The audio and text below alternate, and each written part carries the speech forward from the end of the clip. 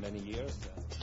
გარდა ამისა, იუსტიციის სამინისტროს საჯარო რეესტრის ეროვნული სააგენტო მოქალაქეებს ახალ სერვისს თავაზობს. ქონების ელექტრონულ ბირჟაზე განთავსებული უძრავი ქონების მოძიება ინტერნეტ პორტალის გარდა ახლა უკვე მობილური ტელეფონითაა შესაძლებელი. მოქალაქეს, რომლის მობილური აღჭურვილია Android ოპერაციული სისტემით და აქვს ქართული ენის მხარდაჭერა, შეუძლია ქონების ელექტრონული ბირჟის პორტალიდან უფასოდ ჩამოტვირთოს მობილური აპლიკაცია და სწრაფად და მარტივად მოიძიოს მისთვის სასურველი გასაყიდი, გასაქირავებელი თუ დასაგირავებელი უძრავი ქონება. ახალი სერვისი მოქალაქეებს დაეხმარება სასურველი ბინის შერჩევისას, დროის დაზოგვაში, ბინის მისამართის მარტივად მიგნებაში, ასევე აპლიკაცია მუდმივად განახლებადია.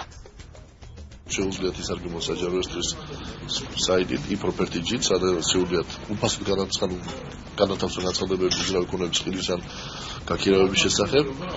მინდა გითხრათ, რომ ეს საიტი უკვე შესაძლებელია Android-ის ოპერაციული სისტემების მქონე ტელეფონების მქონე კლიენტებმა თვითონ თავიანთ ტელეფონში ვინახონ და მოიძიონ ესეთი ქონებები.